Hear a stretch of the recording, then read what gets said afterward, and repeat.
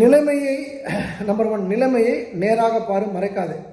அதாவது நமக்கு என்ன பிரச்சனையோ அதை வந்து டைரெக்டாக ஃபேஸ் டு ஃபேஸ் நம்ம வந்து ரீட் அவுட் பண்ணணும். முதல்ல நமக்கு எவ்வளோ கடன் தெரியணும், எவ்வளவு நமக்கு வருமானன்றது தெரியணும், எவ்வளவு செலவுகள் இருக்குன்றது தெரியணும். அப்போ ஒரு நோட்டு புத்தகத்தை போட்டு எல்லாவற்றையும் எழுதி பிரச்சனையை நேராக பார்க்கணும். என்கிட்ட இந்த விஷயத்தை நான் டே 1 நான் ஃபாலோ பண்ணுவேன். நான் செலவு கணக்கு எழுத மாட்டேன். ஆனால் எனக்கு கடனுக்கான காரணத்தை கண்டுபிடிக்கக்கூடிய அனைத்து விஷயங்களையும் நான் பண்ணுவோம். அதில் முதன்மையான விஷயம் இதுதான். நம்பர் 2 வந்து வாய்ப்பு அப்படின்ற ஒரு மனநிலையை நம்ம கையாள வேண்டும். என் வாழ்க்கை முடிந்தது என்று நினைக்கக்கூடாது. வாழ்க்கை முடிஞ்சு சோழி முடிஞ்சது அப்படின்னு நினைக்கக்கூடாது. அதுக்கு பதிலாக இது எனக்கு ஒரு புதிய தொடக்கம் என்று நினைத்துக் கொள்ளுங்கள். ஒரு விமானம் பறக்கின்றது. எப்படி பறக்கும்? எடுத்தோன்னு பறக்குமா? ஒரு ஓடுதளம் இருக்கும். ஓடுதளத்தை அது பறந்துக்கிட்டே அது வந்து நீங்கள் விமானத்தில் போயிருந்தால் தெரியும். ஒரு நார்மல் ஸ்பீடு, அப்புறம் ஒரு பெட்டர் ஸ்பீடில் அது போகும். விமானதளம் எங்கே முடிகின்றதோ அங்கிருந்தான் அதை பறக்க தூங்குகின்றது. அதே போல் நம்ம வாழ்க்கையிலையும் வந்து நமக்கு கஷ்டங்கள் வருதுன்னா, நமக்கு பிரச்சனைகள் வருதுன்னா, நம்ம வந்து கடவுள் பெட்டரான ஒரு பர்சனாலிட்டியாக மாற்றுறாரு. ஒரு மிக மோசமான கடல் தான் மிக சிறந்த மாலுமியை உருவாக்கும். மிக மோசமான சீதோஷ்ண தான் மிக சிறந்த ஒரு ஃப்ளைட்டை பைலட்டை உருவாக்கும். அப்போ உங்களுக்கு பிரச்சனைகள் வந்து நீங்கள் வருது அப்படின்னு சொன்னால் அதுக்காக ஒதுங்கி போய்டுறது அர்த்தம் கிடையாது. இப்போ நீங்கள் வந்து கப்பல்களும் விமானங்களும் வந்து தரையிலே வந்து அது தயாரிக்கப்பட்டிருக்குது. அது வந்து நடுக்கடலுக்கு போகணும், அது இந்த கடலேருந்து அந்த கடலுக்கு போகணும், அதில் கடலாக சுற்றணும், விமானம் ஊராக சுற்றணும். அதுக்கு தான் அது உருவாக்கப்பட்டிருக்கு. அது வந்து இங்கேயே இருந்தால் சேஃபாக இல்லை பறந்தால் சேஃபானா, பறந்தால் சேஃபாக சேஃப் இல்லையோ, ஆனால் விமானம் பறப்பதற்காக தான் தயாரிக்கப்பட்டிருக்குது. அதே போல் கப்பல் பயணப்பட தான் தயாரிக்கப்பட்டிருக்கு. அப்போ நீங்கள் உருவாக்கப்பட்டிருக்கீங்கன்னா பயணப்பட தான். பயந்து பயந்து பயந்து நீங்கள் ஒரு இடத்துல உட்காருங்கன்னா யூ ஆர் ஃபினிஷ்டு. அதான் ஆங்கிலத்தில் பயம் நான் பல முறை சொல்லியிருக்கேன். ஃபியர்னு சொல்லுவாங்க. ஃபியர்னா பயம். அந்த ஃபியருக்கு வந்து 2 அர்த்தம் உண்டு. Face everything and rise, forget everything and run. FEAR, face everything and rise. எல்லாத்தையும் பார்த்து நீ மேலே வரணும். Forget everything and run, எல்லாத்தையும் பார்த்து பயந்து ஓடணும். முதன்மையான ஒரு இடத்துல நான் இருக்கேன். நீங்கள் 2வது இடத்துல இருந்தீங்கன்னா முதல் இடத்துக்கு நீங்கள் வரத வழியை பாருங்கள். ஸோ வந்து என் வாழ்க்கை முடிந்தது என்ற ஒரு நிலைமை உங்களுக்கு நினைக்காதீங்க. இது எனக்கு மீண்டும் ஒரு வாய்ப்பு, நான் என்னை மீண்டும் ஒரு செல்வந்தராக உருவாக்கி கொள்வேன் என்ற ஒரு மனநிலைக்கு நீங்கள் வரணும்.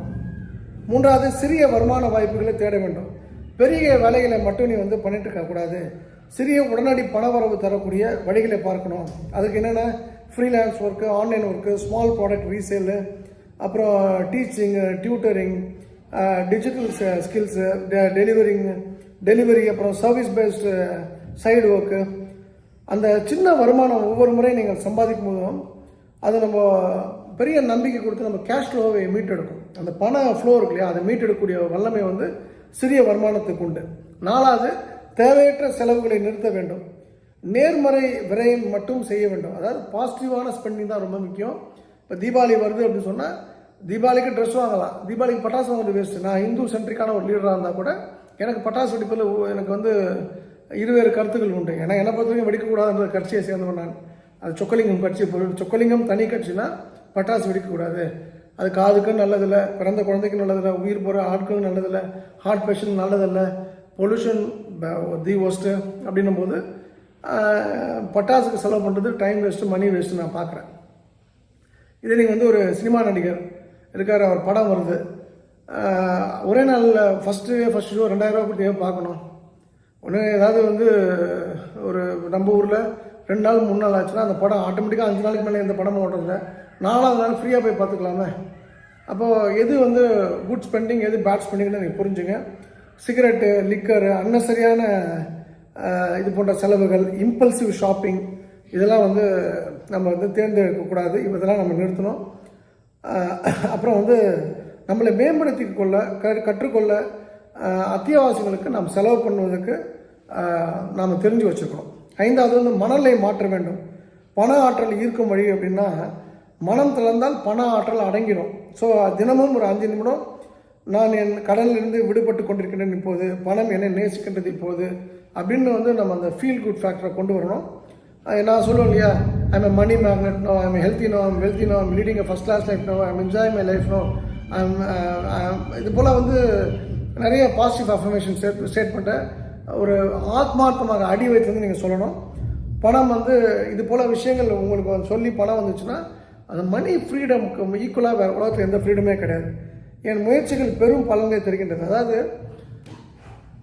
நான் ஒரே விஷயம் சொல்லுவேன், நீ ஏழையாக பிறந்துட்டு அது உன் தப்பு அப்படின்னு நீ யாராவது சொன்னா நான் ஒத்துக்க மாட்டேன். ஏழையாக பிறக்கிறது உன்னோட தப்பு இல்லை. நீ யாரோ ஒரு ஆணுக்கும் பெண்ணுக்கும் நீ பிள்ளையாக பிறக்கிற, அது அவங்களுடைய ஸ்டேட்டஸ் இன்னும் அதுதான். ஆனால் நீ ஏழையாக செத்து போனால் அது உன்னுடைய தப்பு மட்டும்தான். நீ வந்து வாழ தகுதி இல்லாதவன், அதனால தான் ஏழையாக செத்து போகிறேன்னு நான் சொல்லுவேன். ஏழையாக பிறந்தது தவறு இல்லை, ஏழையாக செத்து போகிறது தவறு அப்படின்னும் போது நாளைக்கு உங்களுக்கு ஒரு பொண்ணோ ஒரு பையனோ இருக்காங்க, அம்மா எனக்கு இது வேணும்னு சொல்லலாம் கேட்குறாங்க, அது உண்மையிலேயே அவங்களுக்கு நீடு, அந்த நீடு இருக்குது, அந்த உங்களுக்கு தேவை இருக்குது அப்படின்னா நம்ம வாங்கி கொடுக்கணும். வாங்கி கொடுக்க பணம் இல்லாமல் அதெல்லாம் எதுக்கு, அதெல்லாம் டைம் வேஸ்ட் பண்ணாத, அதெல்லாம் வந்து அங்கே பக்கத்து வீட்டு பொண்ணுக்கிட்ட கேட்டுக்கோ அப்படின்னு சொன்னீங்கன்னா அது இயலாமை. அதுபோல் இயலாமை உங்களுக்கு இருந்ததுன்னா நீங்கள் செத்து போயிடுங்க. உங்கள் பொண்ணுக்கும் உங்கள் பையனுக்கும் உங்கள் அப்பாவுக்கும் அம்மாவுக்கும் அவங்க விரும்பினதை வாங்கி கொடுக்க முடியல, நீங்கள் ஏழையாக இருக்கிறதுனால அப்படின்னு சொன்னால் எனக்கு அது உடன்பாடு இல்லை. நீ பணம் சம்பாதிச்சே ஆகணும், ஜெயிச்சே ஆகணும். ஆப்ஷன் 2லாம் கிடையாது, இது ஒரே ஆப்ஷன். ஏபிசிடிலாம் கிடையாது ஒரு கொஸ்டினுக்கு. நீ வந்து ஏக்கு ஒரே ஆன்சர், நீ உழைக்கணுமா, உழைச்சா வந்து உங்களுக்கு பணம் வரும். ஸோ 6வது வந்து கடன்களை வந்து புத்திசாலித்தனமாக கையாள வேண்டும். அதாவது வந்து ஸ்னோபால் மெத்தட்னு சொல்லுவாங்க. சிறிய கடனை முதல்ல தீர்த்து நம்ம நம்பிக்கை பெற வேண்டும்.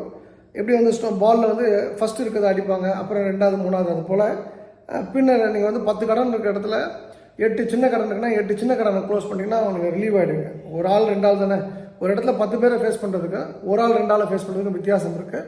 ஸோ இதை கவனத்தில் வைத்துங்க. நிறைவாக ஒரு விஷயம்னா நன்றி உணர்வும் நன்மை செயலும். அப்படின்னா இந்த உலகம் இயங்குவது கிராட்டிடியூட் என்ற ஒத்த வார்த்தை தான். நன்றி உணர்வு தான் இந்த உலகம் இயங்குகிறது. உங்களை வந்து எவ்வளோ கீழ்த்தரமாக ஒருத்தர் நடத்துகிறாங்க, எவ்வளோ மோசமாக நடத்திட்டாலும் அவளால் நீங்கள் வந்து ஒரு பயன்பெற்றிருந்தீங்க, அவரால் தான் உங்களுக்கு குடும்பம் அப்படின்னா அவங்க என்ன அசிங்கப்படுத்தாலும் அவமானப்படுத்தாலும் நன்றியுடன் இருக்க மட்டும் நீங்கள் கற்றுங்க.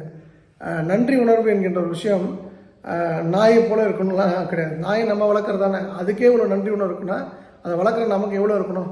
நீங்கள் எங்கெல்லாம் தோக்குறீங்களோ, எங்கெல்லாம் வந்து நீங்கள் வேறுபட்டுறீங்களோ உலகத்திலிருந்து பிரபஞ்சத்திலிருந்து அப்படின்னு சொன்னால் அது போன்ற எல்லா இடங்கள்லையுமே உங்கள் நன்றி உணர்வை அதிகப்படுத்துங்கள். எல்லாமே மாறும்.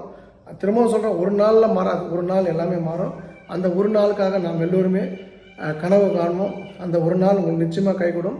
இந்த அருமையான வாய்ப்பு திருச்செந்த படைமுறை ஆண்டாளுக்கு நரசிம்மக்கு என் மனமார்ந்த நன்றி.